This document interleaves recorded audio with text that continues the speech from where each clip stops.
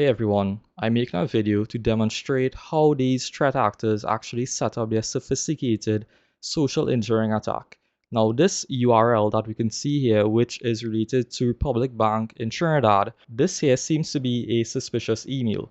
So let's take a look firstly at the entire page. The page seems to be using the targeted organization's colors, their logo, their naming, pretty much a lot of things to make this page look legitimate.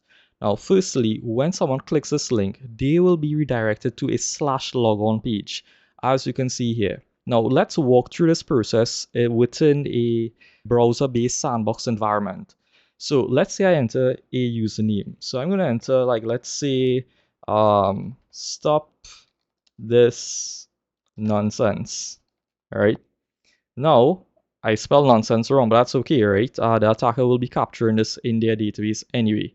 So I'm going to click on next and let's see what happens. So this prompted me for my password.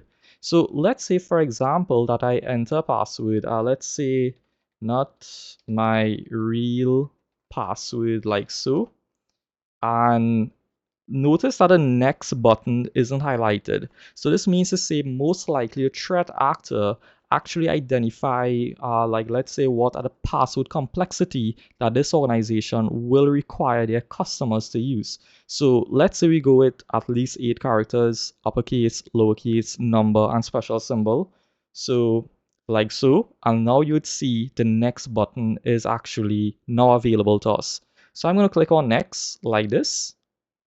Once I click on next, let's see what happens.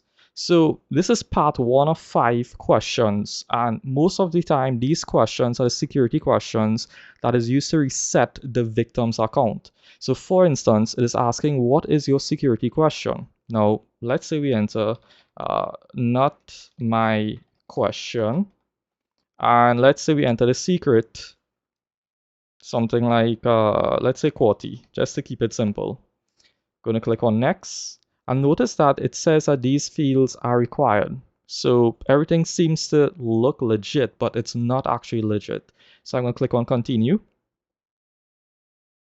And let's see what happens next. Now it is asking for my one-time password. Now, this is assuming that the targeted organization, being the bank, has some sort of authentication, well, multi-factor authentication set up that it will send you a one-time password that might be time-based. So I'm going to enter something just very, very generic. Something like so.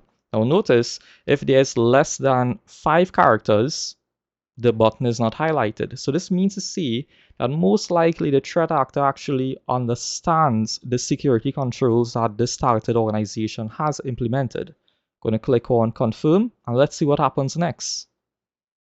Now it is asking to verify the email address.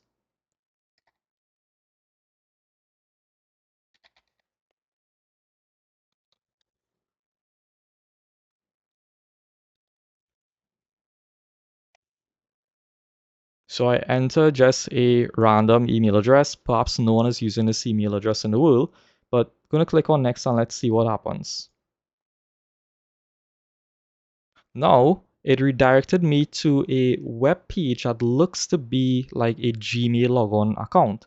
So the intention here is to trick the victim into thinking, hey, now the so-called legit website is directed me to my email account. Let me log into my email account and retrieve whatever one-time code is sent.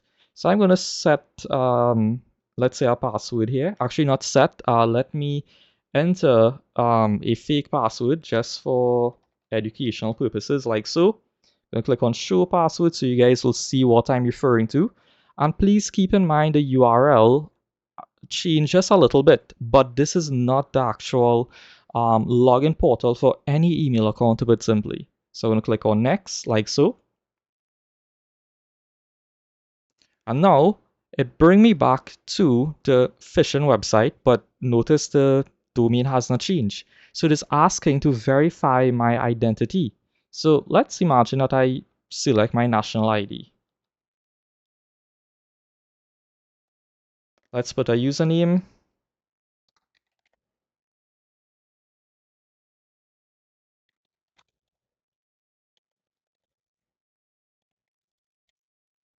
like so. Gonna scroll down. Let's set a randomized data boot. And let's set a mobile number. Great. Gonna click on continue and let's see what happens next. Now, notice that entire URL has changed, and this URL seems to belong to the actual legitimate company. I hope this information has been informative to you guys, and I appreciate if you guys could share the awareness and help everyone to identify these key indicators to stop this attack from moving forward.